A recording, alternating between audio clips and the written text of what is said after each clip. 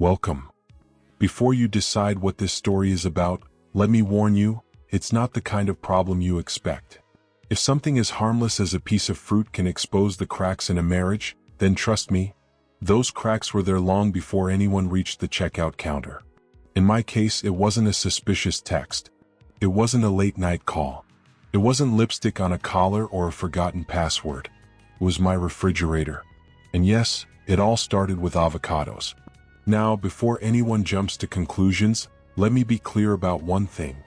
I don't want my marriage to end. That's the entire reason I'm here. I'm not looking for validation or revenge. I'm looking for clarity. I need outside perspective, from people who don't know me, don't know my wife, and won't automatically take my side just because I'm the one telling the story. Because if I'm overthinking this, I want to know now, before a small, ridiculous detail turns into a decision I can never take back. So stay with me. What started as a grocery item uncovered something far bigger than I was prepared to face. And by the end of this, you might never look at harmless the same way again. I'm 34 years old. My wife Rachel is 32. We've been married for 5 years and we have a 2-year-old son. We were actually trying for another child, but I've put that on hold, because bringing another baby into uncertainty feels irresponsible. Divorce with a toddler is already painful enough. Now here's a detail that seems insignificant at first, but it matters more than you think. Rachel absolutely hates avocados. Not a mild dislike. Not a preference. She genuinely cannot stand them. When we first started dating, I cut them out entirely, not because she asked, but because it felt natural to respect something she truly disliked. And honestly, it wasn't much of a sacrifice. I've never been obsessed with avocado toast or guacamole anyway. This detail isn't trivia. It's the cornerstone of everything that follows. We own a Samsung smart fridge. One of its features lets you sync a grocery list between the fridge SC and your phone. If one of us adds something remotely, the change appears instantly on the fridge at home. It's convenient, transparent, and, ironically, designed to prevent confusion. Transparency matters in relationships, especially when trust is involved. One Saturday, Rachel went out and told me she'd stop for groceries on her way back. Nothing unusual there. But while she was gone, I glanced at the fridge and froze. Avocados were on the grocery list. I stared at it longer than I care to admit. My first instinct wasn't panic. It was confusion. I honestly assumed it was a glitch, or maybe I misremembered. Technology messes up sometimes. People do too. But something about it didn't sit right. When she came home later, I helped unload the groceries. I quietly scanned every bag. No avocados. Not in the fridge. Not in the fruit basket. Nowhere. So I checked the receipt. Avocados were listed.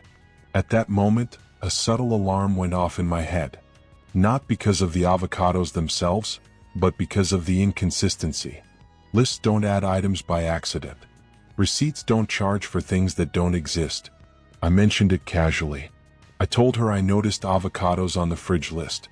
Her entire demeanor shifted. She immediately said it must have been a glitch.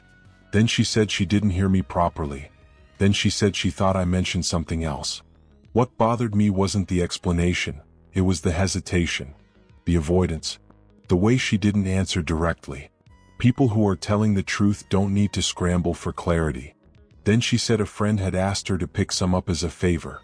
If she'd led with that, I probably would have believed her without a second thought. But timing matters. Body language matters. Tone matters. Another red flag followed quietly. She folded the receipt and slipped it into her pocket when she thought I wasn't looking. That's not something we do. Receipts stay in one place in our house, for returns, budgeting, accountability. Small deviations from routine are often where truth leaks out. Now here I am asking myself, am I seeing patterns where none exist? Or am I ignoring instincts because confronting them is uncomfortable? I don't want to interrogate my wife over groceries. That sounds ridiculous on paper. But trust rarely collapses all at once. It erodes through small moments that don't add up. I've read too many cheating stories lately, and I know how paranoia can grow. That's why I'm pausing instead of reacting. That's why I'm asking strangers instead of accusing my spouse. Still, why hide the receipt? Why the nervous energy? Why the sudden confusion over a word that sounds nothing like anything else in a grocery store? People joked in the comments, and honestly, I laughed too. Doritos? Tostados? None of it makes sense. And deep down, I know she heard exactly what I said. At this point, I'm no longer laughing. I'm preparing for a real conversation. A calm one. A fair one. Because if I'm wrong, I need to own that. But if I'm right, then this wasn't about fruit at all. It was about honesty. When something feels off, don't ignore it, but don't explode either. Patterns reveal truth. Emotional reactions hide it. The strongest position is clarity, not confrontation. This story isn't over yet. There will be another update.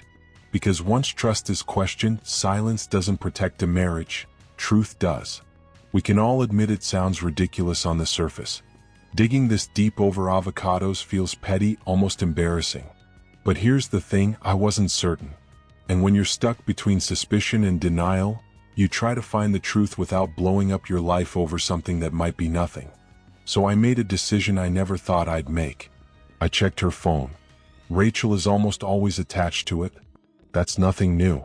She communicates constantly, friends, work, family, so her being on her phone never raised alarms before. The only real window I had was when she was asleep. Since I usually stay up later than her, that was my opportunity. I won't lie, I was anxious going into it. My heart was racing. I hate snooping. I hate crossing lines. But sometimes avoiding discomfort only delays clarity. And as much as I wish I hadn't found anything, I did. Rachel has been cheating on me. Not in a way that screams obvious at first glance. No graphic messages. No photos. But anyone with basic emotional intelligence could see it immediately. People don't speak to each other like this unless there's something real between them. The guy's name is Jim. Reading through their messages, it was painfully clear there was an emotional bond. I can't say for certain they'd slept together, but feelings were absolutely involved. They used pet names. They talked about missing each other. They planned time together. And here's what mattered most. She had never once mentioned him to me. Innocent friendships don't live in secrecy. That same Saturday, the day of the grocery trip, he messaged her later that evening asking if she'd made it home safely. It wasn't explicit, but context matters. To me, it confirmed they'd been together that day. He wasn't checking in randomly. He was following up. That's when it clicked. The avocados weren't for her. They weren't for the house. They were for him. The final blow came when I saw them exchange, "I love you." Not once. More than once. At that point, I tried to grasp for any explanation that didn't shatter my world. Maybe he was a close friend. Maybe even a gay friend. That was me desperately hoping reality would soften itself. But if that were true, there's no logical reason his name would be a mystery to me. Sometimes overthinking isn't the problem. Sometimes it's what saves you from staying blind. If I hadn't questioned something so small, I never would have uncovered the secret person living in my wife's emotional world. The worst part of all this isn't the betrayal, it's our child. Once trust breaks, it poisons everything, even certainty. I found myself panicking over something no parent should ever have to question. Is my son actually mine?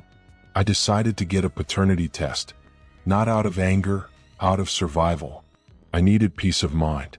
And the more I thought about it, the more terrified I became that this betrayal might not have been recent.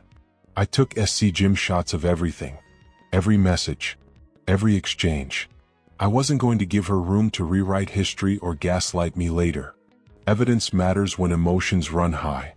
I planned to confront her soon, after the test. And I dreaded it. I loved my life the way it was. And now it felt like it was unraveling thread by thread. I confronted Rachel. And I got the paternity test, without her knowing. I'll start with the easier part. My son is mine. The relief I felt in that moment was overwhelming. Nothing else mattered as much as that truth.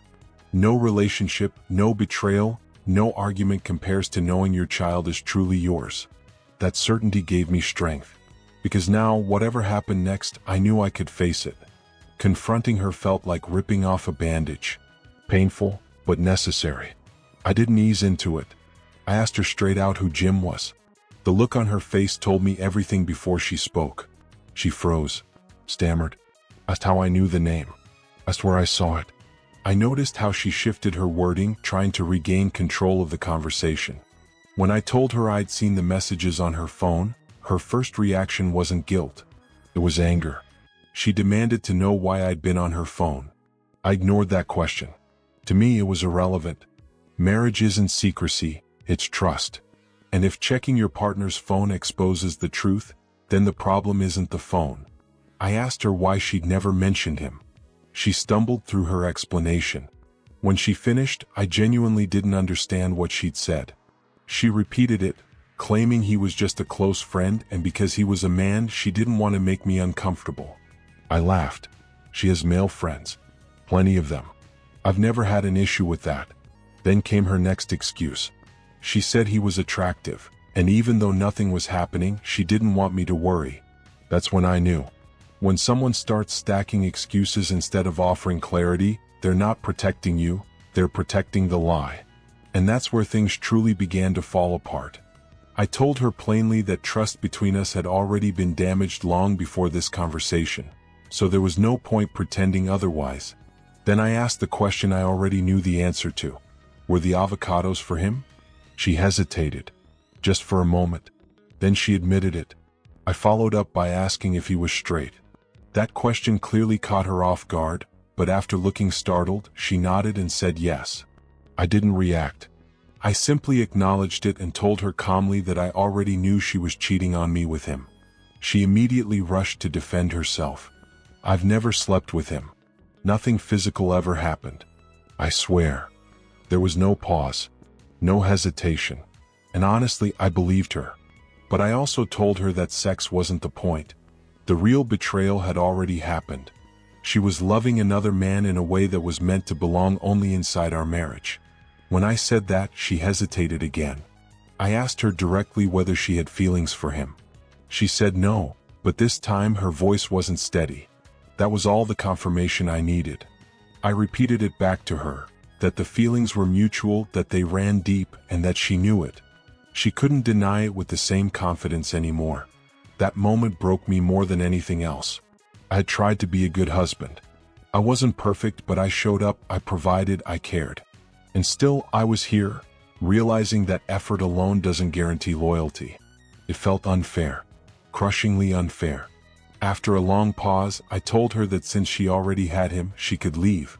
I asked her to pack her things and move out the next morning. She didn't argue. She just cried. I walked away because staying would have shattered me further. It hurt more than I can explain. It wasn't just sadness, it was the death of the future I thought I had. The next day he came to pick her up. He drove a pickup truck. He was good looking. And while she was packing, I couldn't stop myself. I went outside to confront him. I tried to resist, but I needed to say something. He reached out to shake my hand. I refused. I told him exactly how I felt. Yes, Rachel made the choice, but he knowingly stepped into a married woman's life. He knew she had a husband. He knew she had a child. And he chose to cross that line anyway. I told him plainly, the divorce existed because of him. I could tell my size and tone intimidated him, but that wasn't the point. I made it clear we would never be friends. Even if he stayed with her long enough to become my son's stepfather, there would never be peace between us. I stopped myself before my anger turned physical. While he helped her pack, I stayed away. I told her our son was staying with me. She argued, but logic won. Our home had everything he needed. Wherever she was going didn't. A few days later, I served her divorce papers. The timing? Perfect. It was her sister's birthday party. She wanted our son there for the weekend, so I AG Jim to drop him off. What she didn't know was that the process server was sitting quietly in my car. Right there, in the middle of the celebration, she was served. Her family was confused. She clearly hadn't told them the truth yet. So when they asked what was happening, I told them everything. I didn't soften a single detail. I explained how she fell in love with another man while married. How broken I was. How I had to question whether my own child was mine. Some people were sympathetic. Rachel was furious. She tried to defend herself by saying she never slept with him. I laughed, as if emotional betrayal somehow hurts less. Once everyone knew, I left. The truth was out. I also posted the full story on Facebook, naming the other man directly. I wasn't going to let her rewrite the narrative or play the victim. She was angry. That didn't surprise me. But if anyone had the right to be angry, it wasn't her. I'm working through my rage. Public exposure was mild compared to the damage she caused. And yes, what's on the internet stays there. The divorce is still ahead of me and I won't pretend I'm eager for it. All I want is for it to be quick. We share a child, and that responsibility matters more than revenge ever could. No matter how this ends, I'll survive. I'll build a better life for my son and for myself. That's the mission now. Nothing else. So wish me luck. Or say a prayer, if that's your thing. And hear this lesson clearly because it matters. This stopped being about avocados the moment the lying began. People who aren't guilty don't panic. They don't deflect. They don't hide receipts or rewrite reality in real time. They answer questions calmly because they can.